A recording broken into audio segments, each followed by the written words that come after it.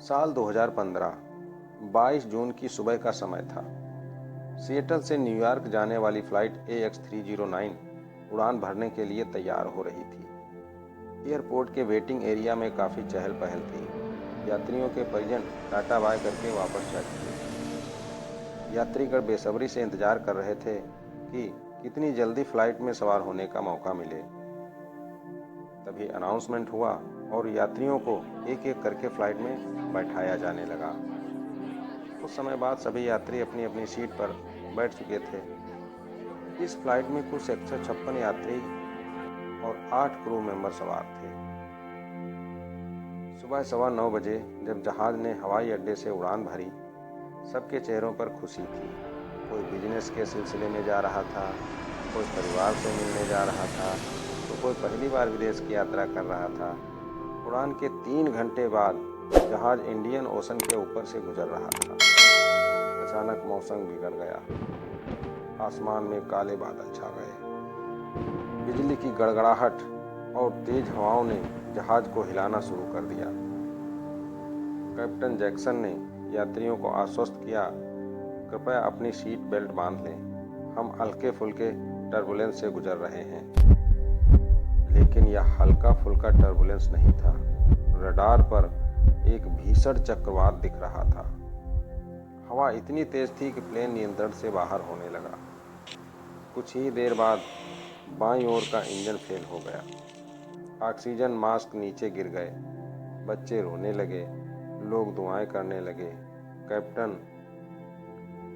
और को पायलट ने प्लेन को संभालने की कोशिश की, लेकिन तेज हवाओं और बिजली की मार ने सब बेकार कर दिया। करीब 10 मिनट तक संघर्ष के बाद लगभग 11:47 पर जहाज समुद्र किनारे एक अज्ञात द्वीप की ओर झुकते हुए जा गिरा। चमत्कारिक रूप से प्लेन समुद्र किनारे रेत पर अटक गया। क्रैश होते ही प्लेन में आग लग गई, लेकिन उतनी भयानक नहीं कि सबको निगल जाए। 156 यात्री और 8 क्रू सदस्यों में से कुल 142 लोग ही जीवित बचे थे। अधिकतर यात्री घायल थे, खून बह रहा था, कुछ लोग बेहोश पड़े थे। क्रू मेंबर ने तुरंत सबको बाहर निकाला। चारों तरफ घना जंगल, ऊंचे पहाड़ और अजनबी चुप्पी थी। यह जगह मानचित्र पर किसी को नहीं पता थी। इस अनजान आइलैंड पर नेटवर्क नहीं था, न कोई नाव, न ही कोई मदद। सभी के लिए यह एक भयानक पल था। सूरज ढलने वाला था, शाम होने लगी थी, अंधेरा बढ़ता जा रहा था। हर तरफ डरावना सन्नाटा पसरता जा रहा था। जंगल से कुछ जंगली जानवरों की आवाजें सुनाई दे रही थीं। पहली रात सबसे कठिन थी। बारिश और ठंडी हवाओं के बीच सब एक साथ जहाज के टूटे हिस्सों में छिपकर किसी तरह रात बिताई। अगली सुबह डॉक्टर फर्नांडिस, जो यात्रियों में से एक डॉक्टर थीं, उन्होंने घायलों का इलाज शुरू किया। इंजीनियर मैंक्रो और क्रू चीफ जॉयडन ने टूटे हिस्सों के खाने पीने का सामान इकट्ठा किया। थोड़े से बचे बिस्किट, पानी की बोतलें और जहाज की मेडिकल किट ही उनका सहारा बनी थी। कुछ दिनों तक इस प्रकार खाने पीने का काम चलता रहा। फिर जब खाना कम पड़ने लगा, तब सबको जीवित रहना मुश्किल हो रहा था। तभी कुछ यात्रियों का एक दल भोजन की तलाश में जंगल में गया और वहां उन्हें नारियल, जंगली फल और मीठे पानी की झील मिली। लेकिन हर चीज आसान नहीं थी।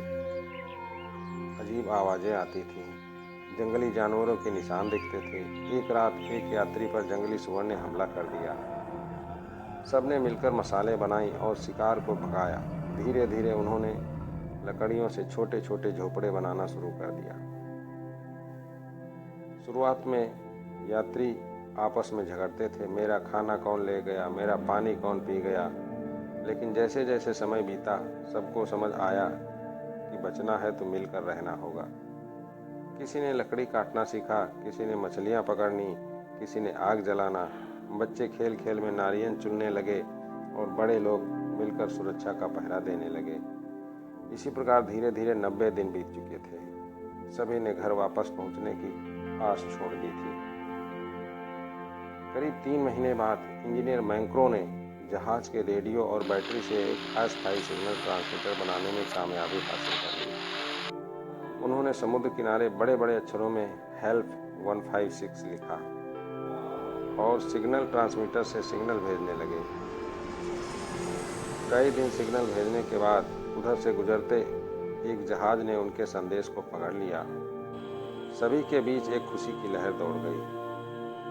जो 142 यात्री जीवित बचे थे, उनकी आंखों से आंसू बहने लगे जब 96वें दिन एक रेस्क्यू शिप द्वीप पर पहुंचा। सभी सर्वाइवल यात्रियों को सुरक्षित रेस्क्यू करके अस्पताल ले जाया गया और यात्रियों के परिजन अपने खोए हुए संबंधियों को पाकर बहुत खुश थे। दुनिया भर में इस चमत्कारिक कहानी की चर्चा होने लगी। लोगों ने सीखा कि विपत्ति में डर से नहीं, एकता और हिम्मत से ही काम लेना चाहिए।